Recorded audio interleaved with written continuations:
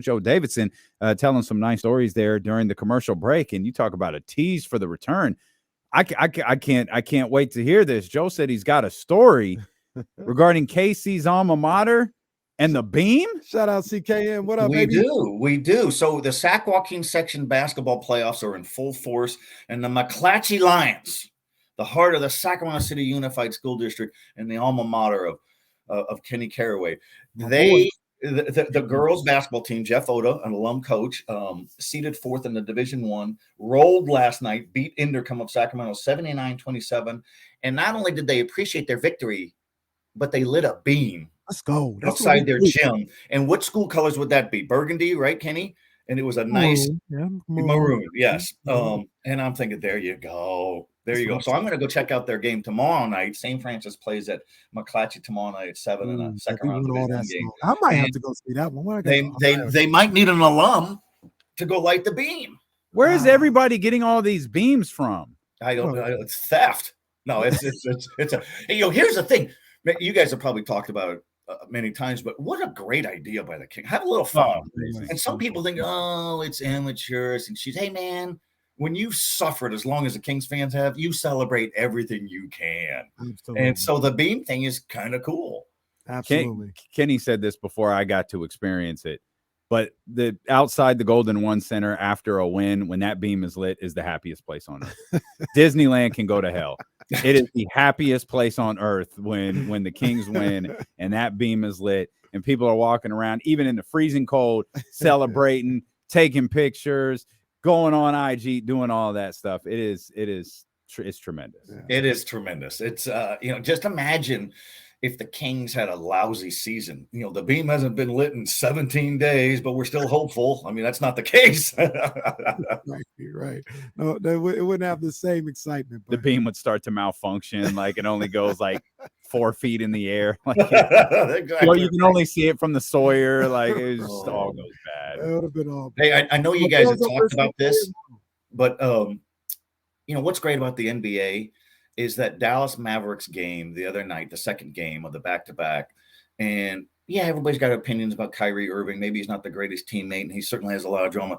But man, he had some plays of greatness and the fadeaways. It's like this guy, the fadeaway three-pointer, the baseline spin move off the glass, and you're thinking, wow. I mean, that's what you see only in the NBA. And the fans, I was watching at home, riveted, but it sounded like the place was just, the roof was just coming off and people were excited. And it reminded me when I was covering the Kings back in the 2000s when the Mavericks and the Kings had several playoff rumbles, Nick Van Exel, and then later Steve Nash and Dirk Nowitzki. Great games. Western Conference powers, and God, wouldn't that be a great playoff series this time around? I'd love that. I'd absolutely love that. And Joe, you're talking about that, and it reminds me of, this is all done and gone. The Kings are here; they're not going nowhere. But remember with the relocation saga and people that were on opposing sides of it, like there's one Kyrie Irving on this earth, and you get a chance to see him in Sacramento a couple of times a year. There's one Giannis on this earth, and you get a chance to see him when Wembanyama gets here. You get a chance to see these special athletes. Well, Wembanyama will be here 41 times because Monty McNair is going to figure out some way to trade for him. Yeah, after we win the championship, Monty's right after at the ring ceremony, we're going to introduce Victor Wembanyama. The one thing that I think people, the common fan, could appreciate about a Kyrie Irving is he looks more like us. He's not a 7-footer. He's more our height, and of course, Steph Curry more skills. But that's like, wow, there's a guy who's not 6'9", 7 foot, who can do remarkable things. And and there you go. And it's interesting. The Mavericks gave him such a loud ovation when he got introduced. Of course, if he was with the other team, they would have booed him. But I mean, that's sports, remember Dennis Rodman? People couldn't stand Dennis Rodman. Bulls fans couldn't stand him from the Detroit Piston bad boy era. And then when he joined the Bulls, he's just misunderstood. He's one of our guys. That's sports. Absolutely. Yeah, it is jarring when you see guys like Giannis and LeBron, and you just look at them and go, We're both humans. We're both men. That's not me. Now that guy, Steph. Now I could be Steph. I can never be honest. Yeah. It's like, the truth is, I can't be any of them. I say the story all the time. But I'm a hooper. I'm competitive. I think I could do anything out there on the court, especially, in my prime or whatever. I remember I met Trevor Ariza one time at my homeboy's house, and he was sitting down and he stood up, and I said, in my head, I was like, what the hell would I do with Trevor Ariza guarding me on the floor? This guy's 6'7". He can touch the ceiling standing up, and he guards people like me. What the hell would I do with that? Like, it's crazy to see these guys sometimes and like just get up close to them and see how large they really are. Yeah, very true. Joe, you asked about you want to hit him with your McClatchy question. I think you tried to no, it was no question. It was just a shout out to the girls team, doing what they do in these playoffs. We going for another section title. Okay. That's what we do. Rawr. No, it's the restore the roar. We do. CKM stand up. I really vote against the RAR. And when we try to cover girls athletics, especially in basketball, over the decades, girls basketball's had way more scholarship players out of Sacramento than the boys, 3-1. And I don't know why, but girls just seem to manage their time and can be multi-sport athletes, great students. I went to a game last night in the Sac City Unified School District thing. Was West Campus. Used to be the academic arm of Hiram Johnson. Now it's been its own campus for about 20 years. John Langston's the coach. He coached Vicky Baugh at Sac High back in the late 2000s. So there was greatness coaching greatness. And I was talking to Coach Langston, and he's won 3 section championships and 2 state championships with West Campus. And I said, tell me something about these girls and how good they are academically. And they're just geniuses, what he's called them. He goes, a couple weeks ago in practice, he stopped practice and he walked over and said, well, what are you two girls talking about? He goes, we're working on our French, coach, because we have a French test tomorrow. So they're talking French as they're doing basketball drills to stay sharp with their French test, but also to stay sharp in their basketball skills, and all blended together. I said, that's just amazing. I mean, you just don't see that anywhere. And he says he demands his kids. He goes, I demand that they give me the same effort in basketball that they do in class. Normally it's the other way around. Hey, would you please apply yourself in class with the same amount of gusto as you do on the basketball floor? So that's really cool. And speaking of great students, I'm going to go to a great game tonight. The Jesuit Marauders seated 4th in Division I boys with Andre Stojakovic, son of the former Kings All-Star Peja. And kudos to Peja. He just kind of blends into the stands. And people respect him. They're not flooding him for autographs, and he sits like a nervous papa as he's body English, make that free throw and this and that. And Andre and the guys are playing Monterey Trail, which is an incredible opener. Yes. Monterey Trail tied for the Metro League Championship, and so you have 2 league championships, 2 league champions playing. But Monterey Trail has a chance to beat these guys, and that would be a stunning upset. But Jesuit is a terrific team, well coached, and the difference maker in Andre. He's 6'7". Last week against Sheldon, in the first half, he had some Euro moves, some spin moves. I think he had a dunk. In the third quarter, they're right on him. Man defense. Sheldon's got guys. And he had 5 3-pointers. And he's as unstoppable of a high school kid as we've ever seen around here. So, but he does it without dominating the ball, and it's all a good flow, and they have a good defense. So that's going to be a good game. We've talked about Kiku Parker on this show, the transfer from El Camino. He finally got cleared, and he has Grant in the playoffs. Grant in Division I plays at Western Ranch of Stockton tonight, a rematch of a non-league game from a week ago that Western Ranch won by a few points. So we're going to have some really good teams out in the first round. And Monterey Trail's got this terrific guard, 6'4" guard, Varick Lewis, who's going to Long Beach State scholarship. So he's a player. Laguna Creek's another team in Division I. Intercome's won 18 in a row, 2nd seed. They're located right over by Arco Arena, and Thomas Fred Wilson's the coach there. They got several 6'5" guards. I mean, it's just wow. So, and then Mike Wall is the coach at number 1 seeded Folsom. He's at win number 499. What a great career. He's been to the state finals. He's won section championships. So, if high school hoops is your thing, it's a affordable ticket. It's great entertainment. Game start at 7. Everybody home by curfew. It's still a good gig. It's some really good teams. And that's just a couple of divisions right there. We got all kinds of divisions. Absolutely. I got. I'm gonna be locked into the the service that allows you to watch the games. I'm all over them. They got some great games. But you mentioned the one that you're going to tonight, and man, that's a tough draw for both teams, man. Jesuit being a 3 seed and having to take on a team like Monterey Trails. And Monterey Trails, what are they doing down in 14? What happened with that draw right there? Well, and it's Monterey Trail has a misleading record: 15 wins, 13 losses. Got off those slow start. Robert Fields has done a great job as coach there. First league championship, even though it was shared in school history. It's a longtime football power there in the Elk Grove Unified School District, and that's a brutal draw. I mean, wow. And, a second round game, if the seeds hold, could be Grant or Western Ranch at Folsom. Wow. Could be Capital Christian and Jesuit, Capital Christian at Jesuit in a Friday game if the seeds hold. Pretty impressive.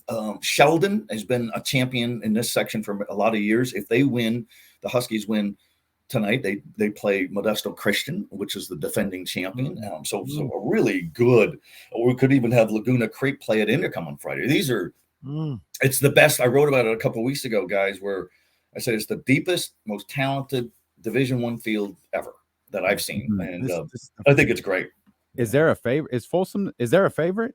Well, and it's weird how the seedings go. And the section selection seedings committee is about 7 guys, and you're crunching all this data and head to head and strength of league and blah blah blah blah blah blah. And it seemed like Modesto Christian, which is going for its 21st championship and has 5 in Division I in section play, won the NorCal Open last year, almost won the state championship. All those kids are back. Should have been a number 1 seed, but fell to number 3 because of its whatever computer formula.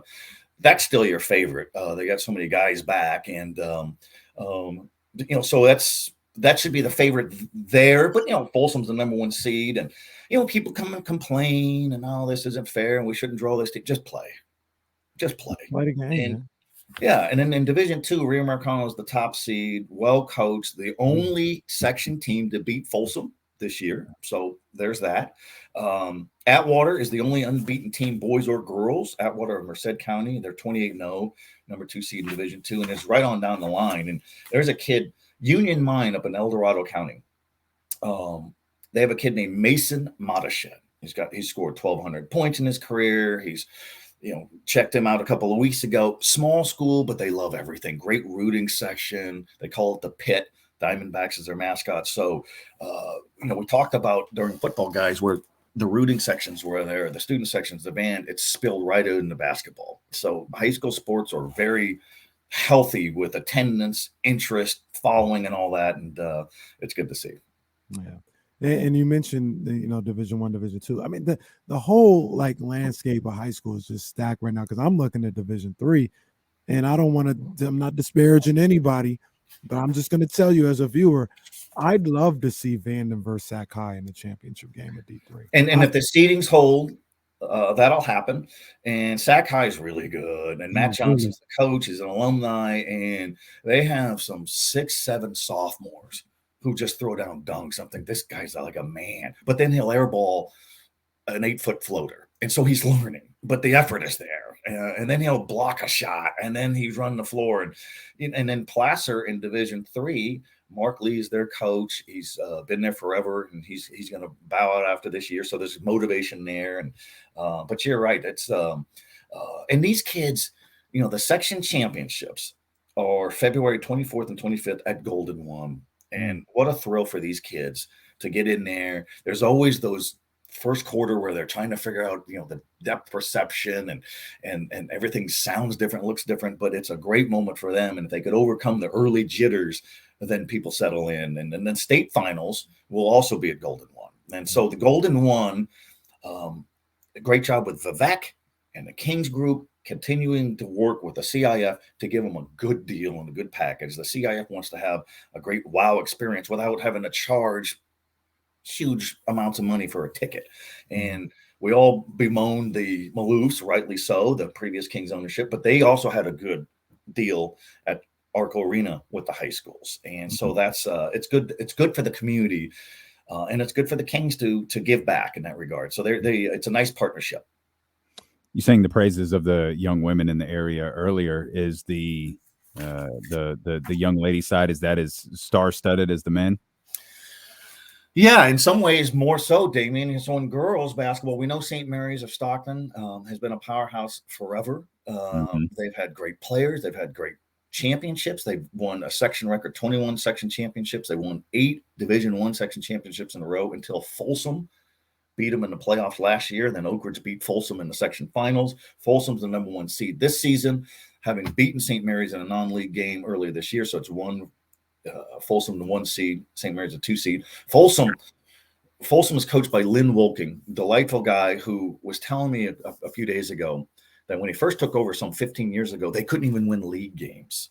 And he had a player. I said, how bad was it? He goes, well, we had a girl, and we're going to play a big showdown game against St. Francis in the Delta League before they're switched to the Sierra Foothill League. And she said, Coach, I can't play tonight. Why? Well, I got tickets to a concert in the Bay Area. That doesn't happen anymore now. Now you're committed to playing. And so they're really good. And we talked about McClatchy, Antelope. It's coached by Sean Chambers. That might be a familiar name to Kenny Caraway. Was a great player in the early 80s for Highlands. Has been never expected to coach girls basketball. And now says, I will only coach girls basketball.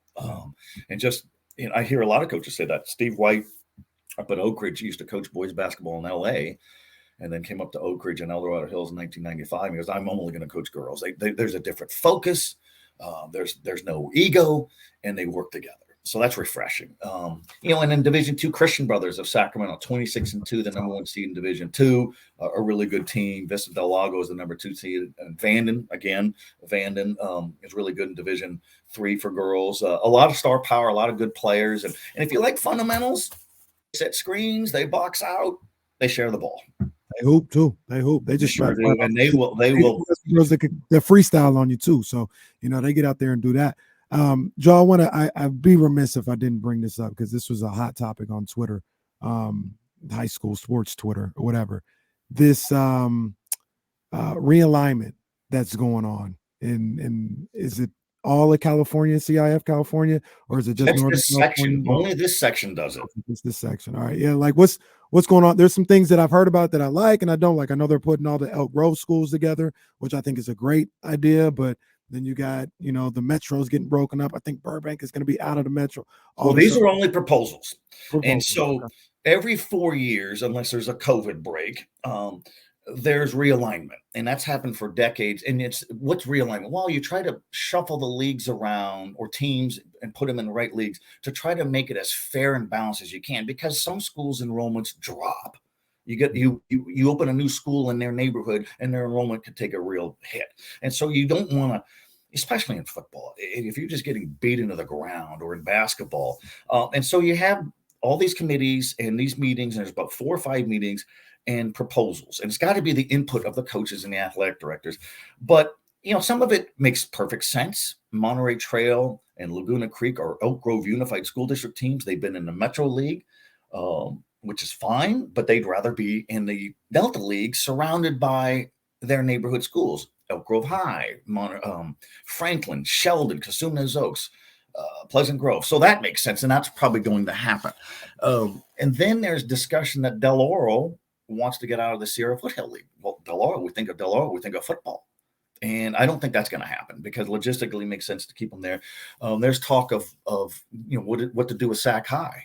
Well, put Sac High back in the Metro League. Mm-hmm. I mean, that fits. There's talk of Burbank going to a different league. No, you got to keep the city schools together. Maybe put Christian Brothers back in the Metro League. Mm-hmm. Kenny, I think when you were in high school, Christian Brothers was a Metro League school, and it just logistically it made sense. So there's a lot of discussion, and there's a lot of discussion too, guys, of let's create football power leagues, and that's always being discussed. But But then that's going to take a lot of organization where some Bay Area leagues will do it or sections will do it, where you have a whole tier of football powers. And if you have an off year or two, then you drop down in division, things like that. But I like the idea of realignment in general because you're trying to make it as balanced as you can, the whole scope of program. Okay, so let's say if you have Grant football, which didn't fit in the Sierra Foothill League with Folsom and Del Oro and Oak Ridge, and it just overwhelmed them. Back in the 2000s, they would have done just fine. So then they get moved in the Metro. It saves their program, but then Grant football's too strong for McClatchy and too strong for Burbank, and those are 68-0 games. So how's that helpful? So it's never a perfect system.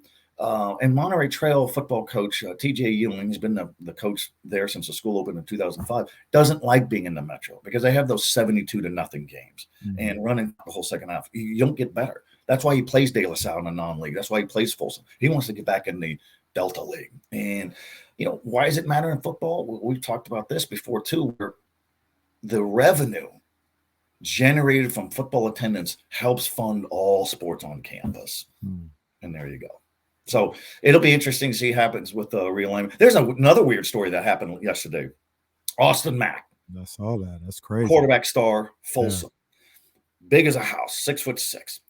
As a sophomore, he was a bit overwhelmed, and then he grew and he got better. And then as a junior last year, gets him to the NorCal finals, beats De La Salle with a game winner in the regular season. They lose the rematch.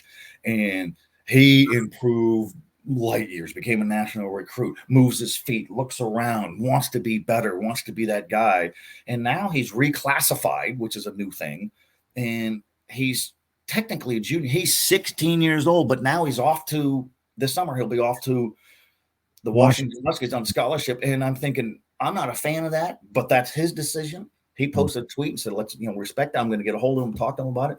16-year-old is too young to be that's crazy practicing with the Washington Huskies, and he'll be 17 next year, certainly. But, and Folsom's, doesn't want to see him go, but they've got talent up their sleeve. They've got guys everywhere. And so that's a new deal. Alyssa Silva was our Sac B softball player of the year for Oak Grove High School last year. And she did the same thing. She reclassified. Now she's at the University of Arizona. That's a new deal. And if it shows that they're really ambitious and pretty bright to graduate that early. I needed every day of my senior year to graduate, to walk. Don't forget to get that last Spanish test in, Davidson. You're not going to walk, that kind of thing. So that's, and the other thing is we've seen this too. If you're a really good basketball player, you might be headed to a prep school by your senior year. Yeah. Joe, you've been dubbed a walking Wikipedia page, man. We appreciate you so much. Appreciate you guys. Always. Go Lions. Love catching up with you. Light the beam. Hey, I'll light that beam and I'll take a photo and send it to you guys. Please do. And then if there's a loss, there'll be no beam. That's fine. I'll light the beam and I'll send the photo also. It's going to look a little bit different. But Joe, we appreciate you, buddy. Thanks as always. Thanks, guys.